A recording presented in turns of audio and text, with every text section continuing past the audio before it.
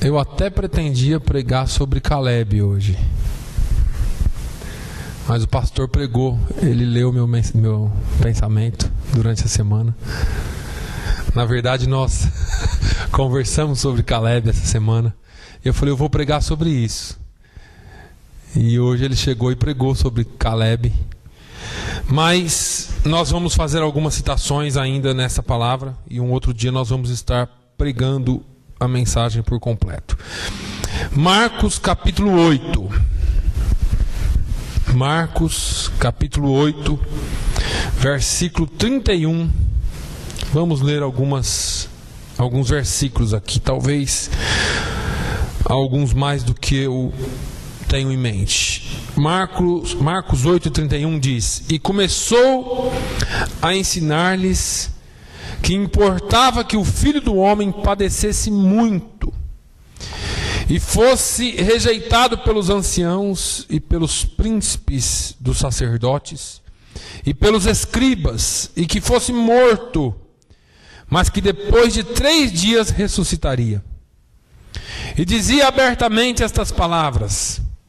E Pedro o tomou à parte e começou a repreendê-lo. Mas ele, virando-se e olhando para os seus discípulos, repreendeu a Pedro, dizendo: Retira-te de diante de mim, Satanás, porque não compreendes as coisas que são de Deus, mas as que são dos homens. Amém? Palavra conhecida, porque essa palavra de Jesus para Pedro, todos nós conhecemos. Afasta-te de mim, Satanás. E a gente, às vezes, olha essa palavra tem estado no meu coração já há alguns dias. Se vocês observarem, no boletim tem uma citação dela. Eu fiz no começo da semana uma palavra para o boletim e fiz uma citação sobre ela, mas eu quero trazer alguma coisa sobre aquilo que Deus colocou no meu coração, porque Jesus aqui estava falando com os seus discípulos e perguntando a respeito do que os homens diziam quem ele era. E Jesus estende a pergunta a Pedro, e Pedro responde: Tu és o Cristo. Em outro evangelho diz: Tu és o Cristo, o Filho do Deus vivo.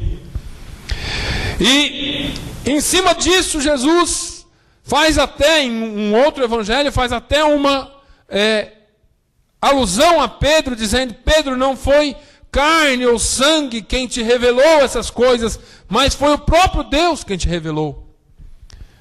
E aqui, então, depois dessa pergunta, Jesus começa a falar com os discípulos que importava que ele fosse crucificado, que ele fosse morto, que ele fosse levado à cruz do Calvário. E Pedro, ouvindo aquilo, o mesmo homem que tinha dito: Jesus, Tu és o Cristo, Filho do Deus vivo, naquele mesmo instante Pedro chama Jesus, fala: Jesus, vem aqui um pouquinho, deixa eu lhe falar uma coisa.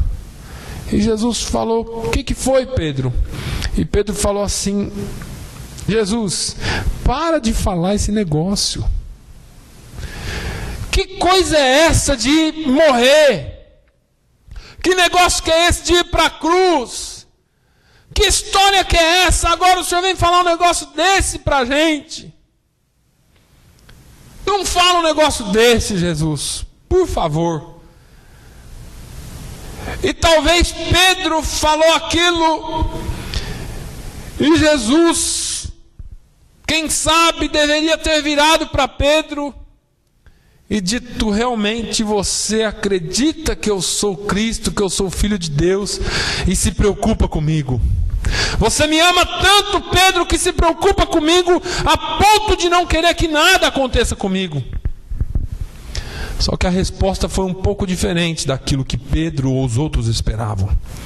Jesus olha para ele e diz: Pedro, afasta-te de mim, Satanás. Sabe por quê? Porque você não entendeu nada. Porque você não compreende as coisas que são do céu. Porque você está ligado às coisas que são da terra.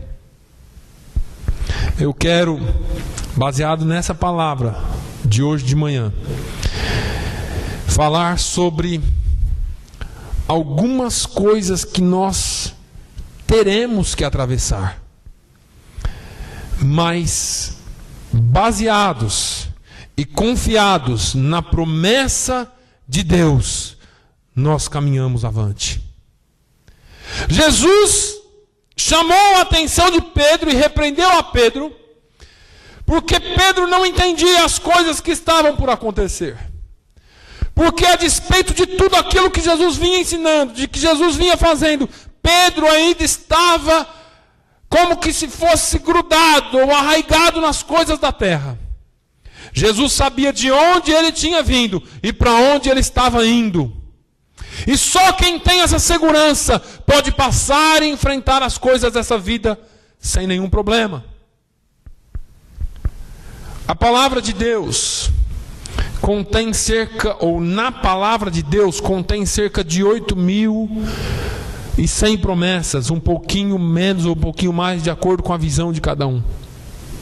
Isso são os estudiosos que dizem. As 3 maiores promessas que nós encontramos na Bíblia vem do próprio Jesus. Em Mateus 16 ele disse: eu edificarei a minha igreja, e as portas do inferno não prevalecerão contra ela. A segunda maior promessa que nós encontramos está em Atos 1:8, quando ele disse: recebereis poder ao descer sobre vós o Espírito Santo, e ser-me-eis testemunhas, tanto em Jerusalém, como na Judéia, em Samaria, e até os confins da terra. A terceira maior promessa que Jesus fez está em João, no capítulo 14, quando ele diz: não se turbe o vosso coração. Credes em Deus, crede também em mim. Na casa do meu Pai há muitas moradas, e se não fosse assim, eu vos teria dito: vou preparar-vos lugar. Mas se eu for e vos preparar lugar, virei outra vez e vos levarei para mim, para que onde eu estiver, estejais vós também. Essa é a maior promessa que eu posso encontrar na Bíblia Sagrada. Que Jesus foi preparar-nos um lugar, e um dia Ele vai voltar para levar a sua igreja. O fato é que se nós não temos essa segurança, o fato é que quando nós estamos além ou aquém dessa segurança, nós ficamos perdidos. E assim estava Pedro, porque mesmo Pedro ouvindo todos os ensinamentos de Jesus, ele não sabia, ele não tinha a segurança para onde é que ele estava indo. Então, Pedro tenta intervir nos planos de Deus. Pedro tenta intervir naquilo para o qual Jesus havia sido chamado. Baseado nas promessas de Deus, como nós cantamos aqui, firme nas promessas, nós podemos avançar.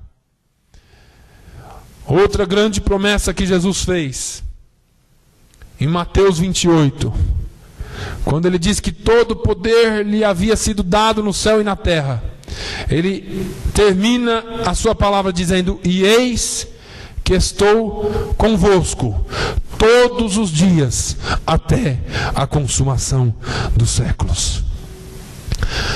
Todos nós vamos passar por problemas, todos nós enfrentaremos dificuldades, todos nós enfrentaremos os gigantes dessa vida, mas se nós estivermos firmes e baseados na promessa do Senhor, nós venceremos os problemas.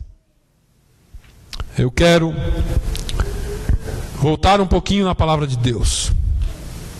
Lá em Jó, antes de Salmos, um livro antes dos Salmos, no último capítulo do livro de Jó, capítulo 42, nós vamos ler um só versículo.